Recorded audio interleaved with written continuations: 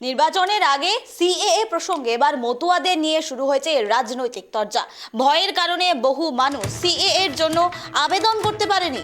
তৃণমূল তাদের ভুল বুঝিয়েছে মতুয়াগড় থেকে এবার হুঙ্কার শুভেন্দু অধিকারী। অপরদিকে সিএএ নিয়ে শুভেন্দুকে কটাক্ষ করলেন মমতা বালা ঠাকুর। কি বললেন দুজনে দেখুন।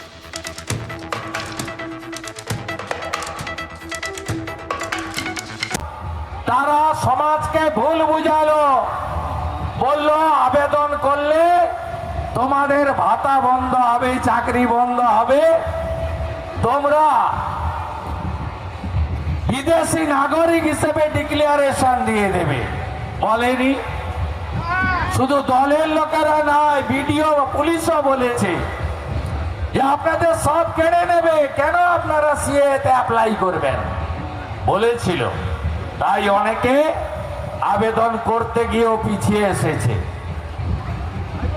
তারপরে এসআইআরে বা তারও আগে যখন পাহেলগামে বস্ত্র সরিয়ে হাতের তাগা দেখে কলমা পড়তে না পারার কারণে হিন্দুদের খুন করা হয়েছিল, সেই বিটান অধিকারীর স্ত্রী বাংলাদেশ থেকে চলে আসা হিন্দু বোন আবেদন করেন, 1 মাসের মধ্যে ভারত সরকার তাকে সিএএ সার্টিফিকেট দেয়।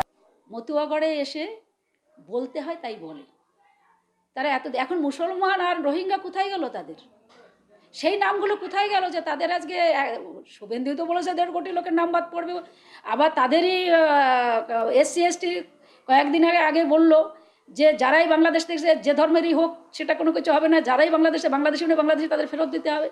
এবার শুভেন্দু যেটা এটাই তো সুরক্ষা করলো, আমাদের জেলের ভিতরে ভরবে, ডিটেনশন ক্যাম্পে নরেন্দ্র মোদী এসে বলছে, ওদিকে এসে বলছে, স্বরাষ্ট্র দপ্তর থেকে অমিত শাহ এসে বলছে যে আপনাদের খুঁচিয়ে অনুপ্রবেশকারীকে ভরে আমরা দেব। তাদেরই আবার SC ST সে এসে SC ST মোর্চা বিজেপি সে এসে বলছে বাংলাদেশি যারা আছে যে ধর্মের লোক হোক তাদের নিয়ে আবার বাংলাদেশে ফেলে দিতে হবে। ওইসব আমরা জানি না, আমরা ওইসব দেখবো না, যে ওই দেশ থেকে আসে তাকেই আমরা আবার বের করে দেবো। তো শুভেন্দু ক্লিয়ার করুক।